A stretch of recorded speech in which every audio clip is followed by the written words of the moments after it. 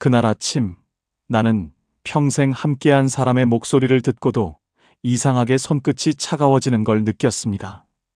전화기 너머에서 들려오는 목소리는 분명 32년을 알고 지낸 사람이었는데 왜 그 말 한마디가 그토록 낯설게 들렸는지 지금도 알 수 없습니다. 형님, 이번이 진짜 기회입니다. 놓치시면 안 됩니다. 그 말을 듣고 나는 창밖을 봤습니다. 아파트 놀이터에서 아이들이 그네를 타고 있었습니다. 지극히 평범한 가을 오후였습니다. 그 평범함이 나중에 돌이켜보니 가장 잔인한 함정이었습니다. 이야기 시작 전 구독 버튼과 좋아요 한 번씩만 눌러주시면 정말 큰 힘이 됩니다. 내 이름은 남궁진우, 올해 69입니다. 평생을 건설 현장에서 살았습니다. 철근을 들고 시멘트를 섞고 비를 맞으며 일했습니다. 돈을 많이 벌지는 못했지만 그래도 성실하게 살았다고 자부합니다. 작은 아파트 하나, 아내, 아들 둘, 그리고 은퇴 후를 위해 쥐꼬리만큼 모아둔 퇴직금 1억 3천. 나는 그 돈이 내 인생의 마지막 보루라고 믿었습니다. 나는 어려서부터 사람을 잘 믿는 편이었습니다. 국민학교 5학년 때였습니다. 반 친구 하나가 교실 뒤에서 울고 있었습니다.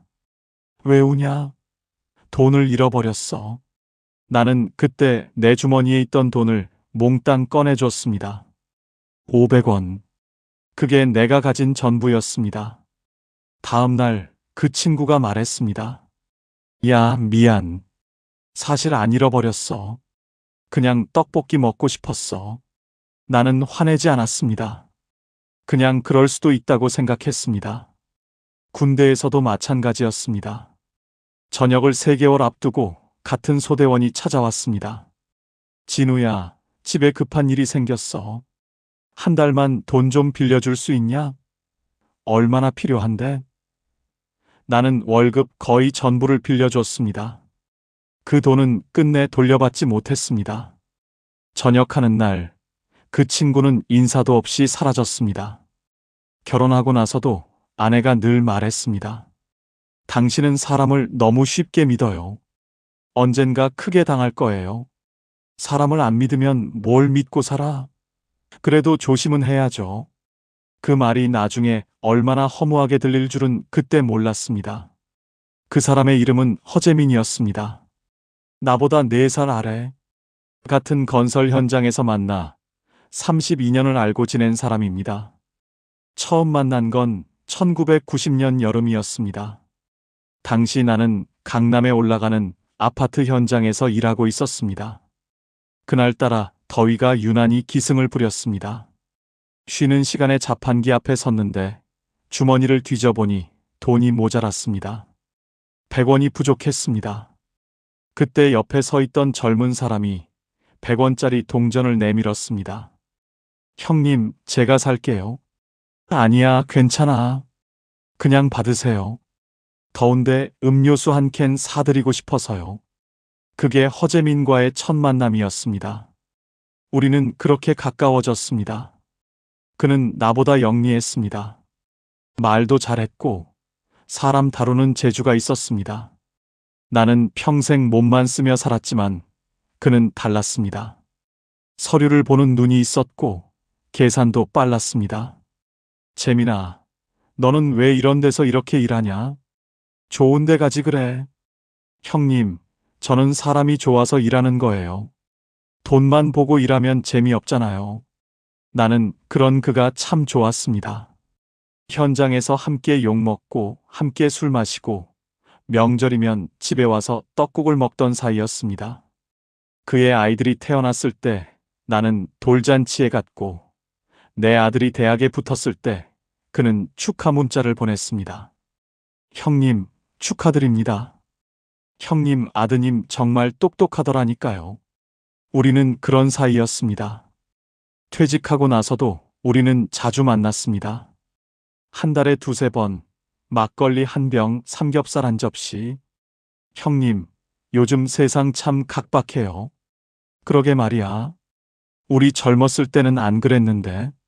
그게 우리 노후의 소박한 낙이었습니다. 아내도 허재민을 알았습니다. 재민 씨는 괜찮은 사람 같아요. 당신 친구 중에서는 제일 믿음직스러워요. 아내의 그 말이 나중에 생각하면 얼마나 아이러니한지 모릅니다. 어느 날 그가 말했습니다. 형님, 요즘 뭐 하고 지내세요? 뭐 하긴, 집에서 TV 보지.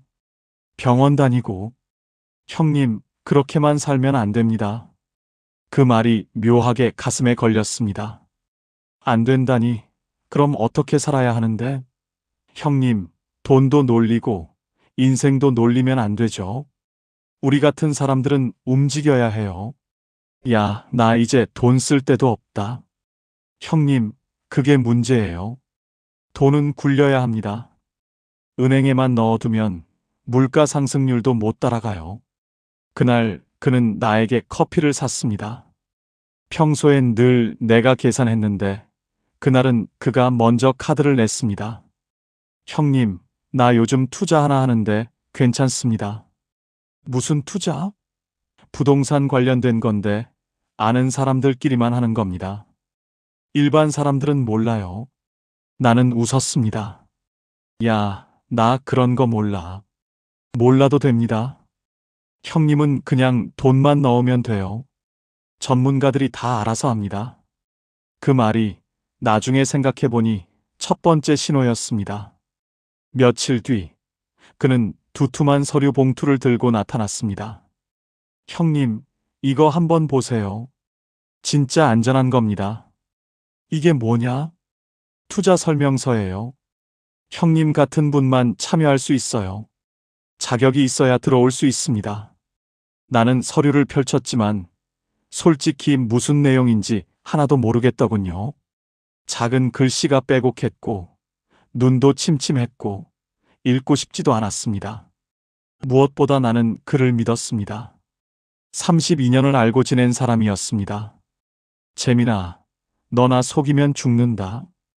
형님, 내가 형님 속이면 사람도 아니죠. 형님이 나한테 뭔데요? 그는 환하게 웃었습니다. 그 웃음이 지금 생각하면 가장 섬뜩한 연기였습니다. 그때 그가 설명한 건 이런 내용이었습니다. 강남 재개발 지역에 들어갈 오피스텔에 선투자를 하면 완공 후 분양가와의 차액으로 수익을 낸다는 것입니다. 형님, 지금 강남 부동산 오르는 거 뉴스 보셨죠? 지금이 기회예요. 최소 투자금은 3천만 원. 예상 수익률은 1년에 30%. 나는 숫자를 듣고 깜짝 놀랐습니다. 30%라고? 네, 형님. 은행이 이자 얼마 줍니까? 2%? 그건 죽은 돈이에요. 형님, 은행에 넣어두면 죽은 돈입니다. 이렇게 굴려야 살아있는 돈이 되는 겁니다. 그의 말이 묘하게 설득력 있게 들렸습니다. 나는 아내에게 말하지 않았습니다. 당신 오늘 또 재민 씨 만났죠? 잠깐 커피 한잔 했어. 당신 또 무슨 짓 하는 거 아니에요? 아니야. 그냥 친구랑 밥 먹는 거야. 그날 밤 아내는 나를 한참 쳐다봤습니다.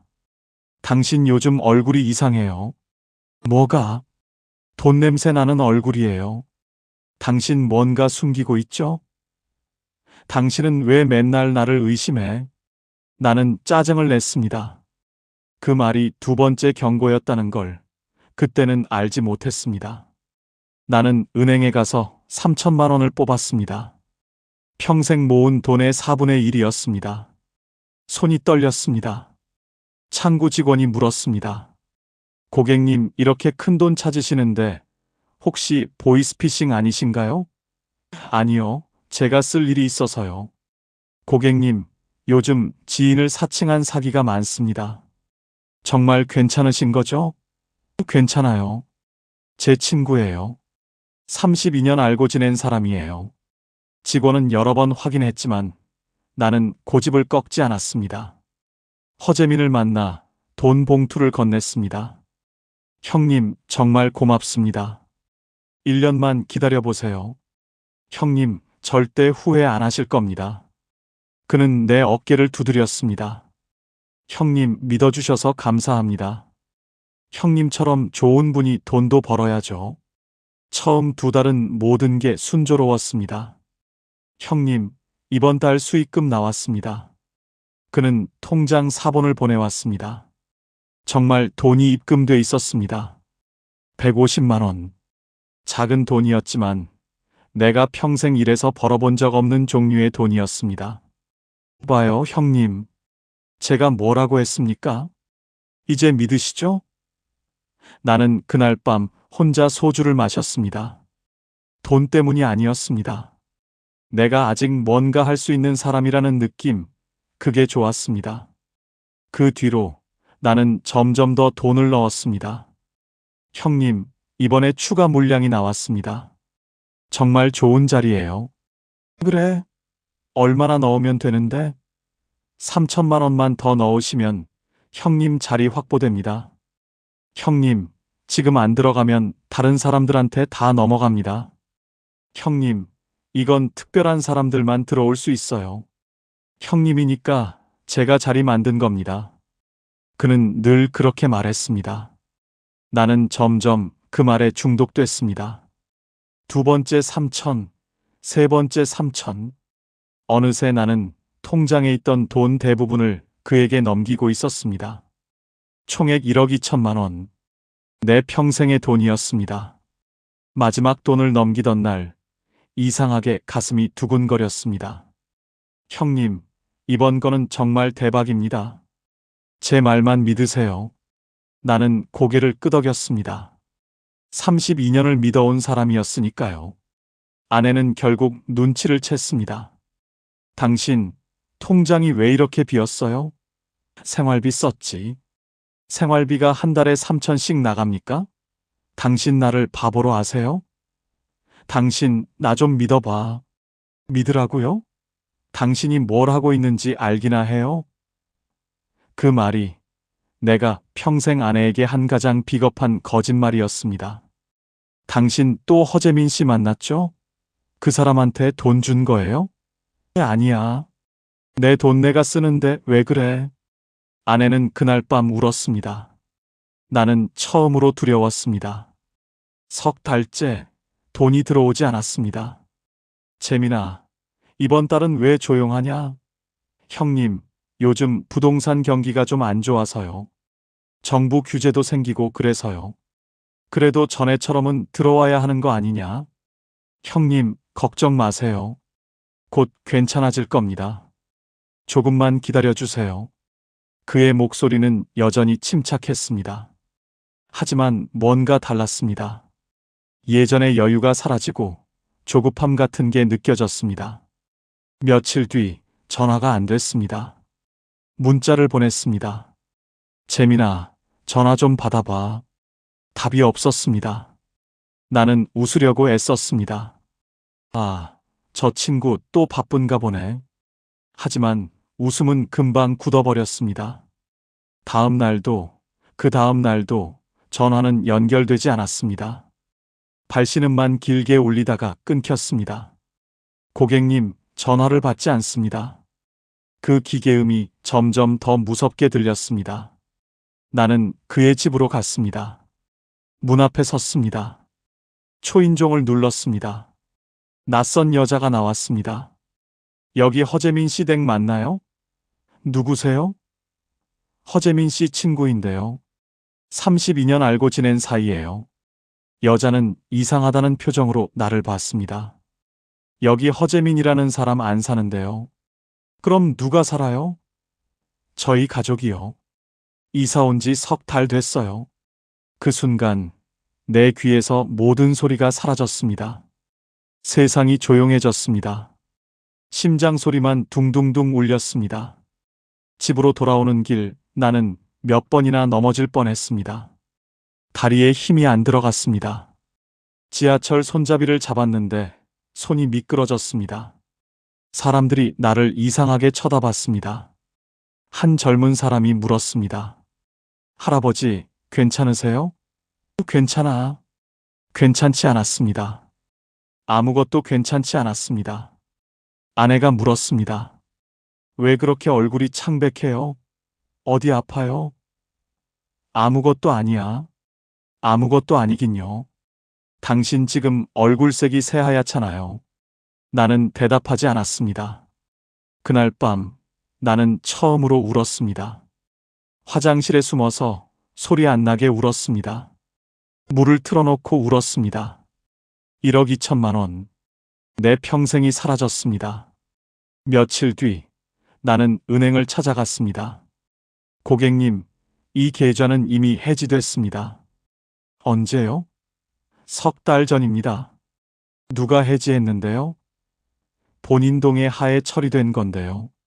저는 동의한 적이 없는데요. 직원은 서류를 보여줬습니다.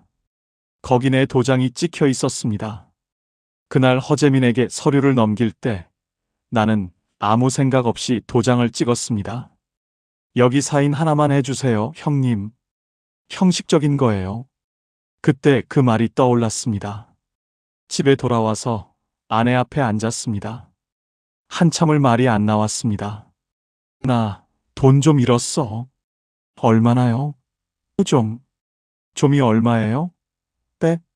200? 나는 숫자를 말하지 못했습니다. 입술이 떨렸습니다. 당신, 나한테 대체 뭘 숨긴 거예요? 얼마를 잃었냐고요? 나는 고개를 숙였습니다. 재민이한테 줬어. 아내의 얼굴이 하얗게 굳었습니다. 허재민 씨요? 응. 얼마나 줬어요? 나는 떨리는 입술을 열었습니다. 1억 2천. 그 순간 아내가 웃었습니다. 웃는데 눈물이 흘렀습니다. 그 웃음이 내 인생에서 가장 무서운 표정이었습니다. 1억 2천이요? 1억 2천만 원을요? 미안해. 당신, 나랑 살면서 나한테 한 번이라도 그렇게 큰 돈 써본 적이 있어요? 아이들 학비 낼 때 10만 원도 아까워하던 사람이 남한테는 1억을 줬어요? 나는 아무 말도 못했습니다. 당신, 나를 바보로 아는 거예요? 아니면 당신이 바보예요? 32년 알았으면 뭐합니까? 사람은 돈 앞에서 변해요.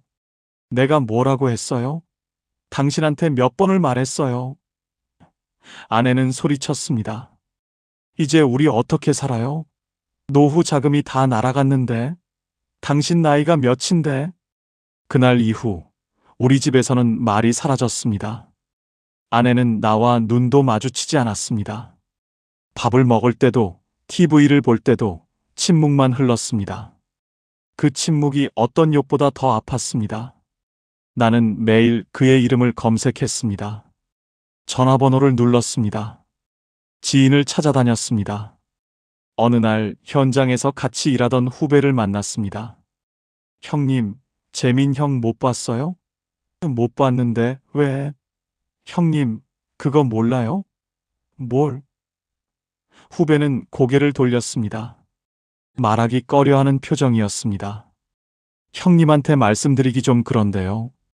괜찮아, 말해봐. 재민 형, 작년에도 비슷한 일로 문제 있었대요. 부동산 투자 사기로 고소당한 적 있다던데요. 그때 합의하고 넘어갔다고 들었어요. 내 머릿속에서 무언가가 무너졌습니다. 뭐라고? 형님, 혹시 형님도? 후배는 내 얼굴을 보고 더 이상 말하지 않았습니다. 나는 그 자리에 선 채로 움직이지 못했습니다. 작년에도 똑같은 짓을 했다는 겁니다. 그런데 나는 몰랐습니다. 32년을 알았는데도 몰랐습니다. 나는 그날 밤 그가 처음 커피를 사주던 날을 떠올렸습니다. 서류를 내밀던 손, 웃던 얼굴, 형님 하던 목소리, 그 모든 게 이미 계획된 연극이었다는 걸 그제야 알았습니다. 32년의 우정도, 명절의 떡국도, 돌잔치의 축하도 모두 이 순간을 위한 밑그림이었던 겁니다. 내가 바보였구나. 나만 혼자 진짜 친구라고 생각했구나. 밤마다 잠이 오지 않았습니다. 눈을 감으면 그의 얼굴이 보였습니다. 형님 믿어주셔서 감사합니다. 그 말이 귓가에 맴돌았습니다. 나는 벽을 쳤습니다. 주먹이 부러지도록 쳤습니다. 아내가 달려왔습니다. 당신 정신 차려요. 이러면 뭐합니까? 하지만 나는 멈출 수 없었습니다. 분노가 아니었습니다. 배신감이었습니다. 32년이 거짓말이었다는 그 사실이 견딜 수 없었습니다. 몇 달 뒤, 나는 우연히 시장에서 그를 봤습니다. 그는 과일을 고르고 있었습니다. 평온한 얼굴이었습니다. 아무 일도 없었다는 듯이. 나는 그 앞으로 걸어갔습니다. 그는 나를 보자 멈췄습니다. 손에 들고 있던 사과가 바닥에 떨어졌습니다. 잠깐의 침묵이 흘렀습니다. 형님, 나는 아무 말도 하지 않았습니다. 그냥 그를 쳐다봤습니다. 그는 조심스럽게 입을 열었습니다. 형님, 나도 어쩔 수 없었어요. 뭐가 어쩔 수 없었는데? 세상이 그래요. 나도 빚이 있었어요. 집도 넘어가고 애들 학비도 밀리고. 그래서 내 돈을 가져간 거냐? 내 평생을 가져간 거냐? 그는 고개를 숙였습니다. 형님, 나도 살려고 한 거예요. 미안합니다. 정말 미안해요. 그 말을 듣는 순간 나는 웃음이 나왔습니다. 미친 사람처럼 웃었습니다. 사람들이 우리를 쳐다봤습니다. 미안하다고? 32년을 미안하다는 말로 끝낼 수 있다고 생각해? 형님, 제발. 너는 그냥 내 돈만 가져간 게 아니야. 그는 나를 보지 못했습니다. 나는 떨리는 목소리로 말했습니다. 너는 내가 사람을 믿을 수 있는 마지막 이유를 가져갔어. 32년이 거짓말이었다는 걸 증명했어. 너 때문에 나는 이제 아무도 못 믿어. 내 아내도 내 자식도 아무도. 형님, 다시는 내 앞에 나타나지 마. 그날 나는 경찰서에 갔습니다. 고소장을 썼습니다. 하지만 경찰은 말했습니다. 고객님, 이 경우는 입증이 어렵습니다. 왜요? 제 돈을 가져갔잖아요. 계약서에 서명하셨고 자발적으로 투자하신 거잖아요. 사기죄 성립이 쉽지 않습니다. 그럼 제 돈은요? 1억 2천만 원은 어떻게 해요? 민사로 가셔야 할 것 같습니다. 변호사 선임하셔서 소송하셔야 해요.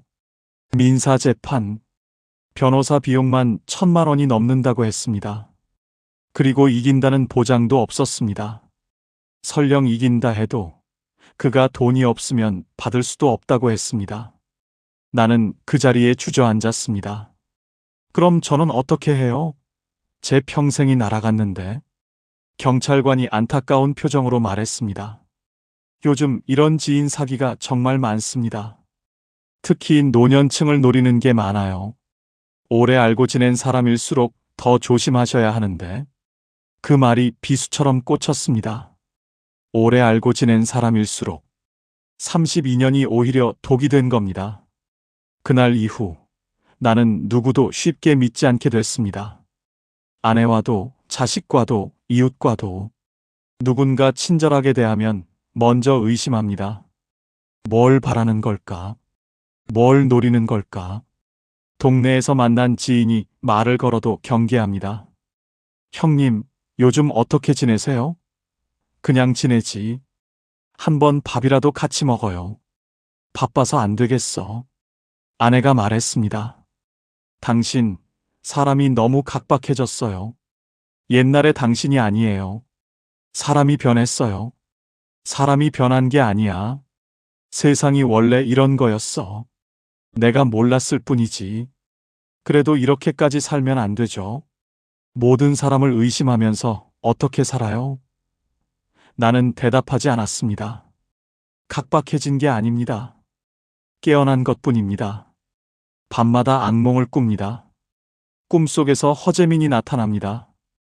형님, 이번이 진짜 기회예요. 나는 꿈속에서도 그에게 돈을 건넵니다. 그가 웃으며 사라집니다.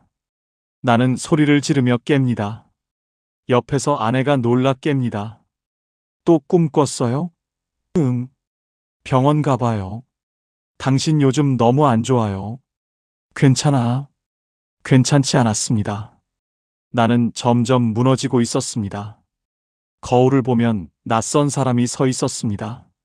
늙고 지치고 배신당한 사람. 내가 아는 남궁진우가 아니었습니다. 나는 누구지? 이게 나란 말인가? 아들이 전화했습니다. 아빠, 괜찮으세요? 괜찮다. 거짓말이었습니다. 엄마한테 들었어요. 아빠, 왜 우리한테 말 안 하셨어요? 너희가 알아서 뭐 하냐? 걱정만 시킬 건데. 아빠, 저희도 가족이잖아요. 같이 해결하면 되죠. 너희는 너희 인생 살아. 아빠 일은 아빠가 해결할게. 아들은 더 이상 말하지 않았습니다. 그게 고맙기도 하고 슬프기도 했습니다. 며칠 뒤 아들이 찾아왔습니다. 봉투 하나를 내밀었습니다. 아빠, 이거 쓰세요. 이게 뭐냐? 제 적금 깬 거예요. 500만 원 있어요. 나는 봉투를 밀어냈습니다. 안 돼. 내 돈이잖아. 너 결혼 자금 모으는 거잖아. 아빠, 괜찮아요. 저 다시 모으면 돼요. 안 돼. 가져가. 아빠. 아들이 소리쳤습니다. 아빠는 평생 우리한테 다 주셨잖아요. 이번 한 번만 저희가 아빠한테 드리면 안 돼요? 나는 그 말을 듣고 울었습니다. 아들 앞에서 처음으로 울었습니다. 미안하다. 아빠가 바보 같아서. 아빠가 잘못해서. 아들도 울었습니다. 우리는 그렇게 한참을 울었습니다. 가끔 생각합니다. 그날 아침 그의 전화가 오지 않았다면 내 인생은 어떻게 달라졌을까? 1억 2천만 원이 그대로 통장에 있었다면 아내와 나는 지금쯤 제주도 여행을 다녀왔을까? 아들 결혼 자금을 보태줄 수 있었을까? 손주가 태어나면 용돈도 줄 수 있었을까? 그런 생각을 하다가 이내 멈춥니다. 후회는 독입니다. 과거를 바꿀 수는 없습니다. 그리고 또 생각합니다. 혹시 지금 당신 곁에도 허재민 같은 사람이 있지는 않은지. 30년을 알았다고 해서, 같이 밥 먹었다고 해서, 친절하다고 해서 그 사람을 믿을 수 있는 건 아닙니다. 사람의 가면은 생각보다 두껍습니다. 나는 그걸 1억 2천만 원을 주고 배웠습니다. 돈보다 무서운 건 배신이었습니다. 돈은 다시 벌 수 있습니다. 하지만 믿음은 다시 회복할 수 없습니다. 한 번 깨진 믿음은 아무리 붙여도 금이 갑니다. 나는 아직도 전화벨이 울리면 심장이 먼저 내려앉습니다. 그가 다시 전화할까봐가 아니라 또 누군가를 믿게 될까봐, 또 속을까봐. 그게 내가 잃은 것의 진짜 값이었습니다. 지금 내 통장 잔액은 900만 원입니다. 1억 3천이 900으로 줄었습니다. 나는 다시 일을 구하려고 했지만 이른을 바라보는 나이에 받아주는 곳은 없었습니다. 죄송합니다. 연세가 좀 있으셔서. 그 말을 들을 때마다 무너졌습니다. 아내는 식당에서 설거지를 합니다. 내가 잃은 돈을 채우기 위해서. 이른에 가까운 나이에 남의 집 설거지를 합니다. 그 모습을 볼 때마다 가슴이 찢어집니다. 당신은 집에 있어요. 내가 벌게요. 아내가 말했습니다. 미안해. 내가 잘못했어. 미안하다고 돈이 돌아옵니까? 지금은 살아야죠. 아내의 목소리는 차가웠습니다. 그 차가움이 내 잘못을 증명했습니다. 어제 마트에서 과일을 샀습니다. 사과 한 봉지. 예전에는 아무 생각 없이 샀는데 이제는 가격표를 몇 번이나 확인합니다. 4,500원. 너무 비싼데. 결국 사지 않았습니다. 집에 돌아오는 길 예전에는 택시를 탔는데 이제는 버스를 탑니다. 버스비 1,500원도 아껴야 합니다. 나는 이제 압니다. 세상에 공짜는 없다는 것을. 30% 수익률 같은 건 없다는 것을. 쉬운 돈은 없다는 것을. 32년 우정도 돈 앞에서는 종이장처럼 찢어진다는 것을. 사람은 변한다는 것을. 아니, 원래 그랬는데 내가 몰랐던 것을. 만약 이 이야기를 듣는 당신이 있다면 부탁합니다. 아무리 친한 사람이라도, 아무리 오래 알고 지낸 사람이라도 돈 이야기가 나오면 한 번 더 생각하십시오. 계약서를 읽으십시오. 작은 글씨까지 다 읽으십시오. 서명하기 전에 가족과 상의하십시오. 은행 직원이 물어보면 솔직하게 대답하십시오. 그게 당신의 평생을 지키는 길입니다. 특히 고수익을 약속하는 투자는 의심하십시오. 은행 이자가 2%인데 30%를 준다? 말이 안 됩니다. 그런 좋은 투자가 있으면 왜 당신한테 권하겠습니까? 돈 있는 사람들이 다 가져가겠죠.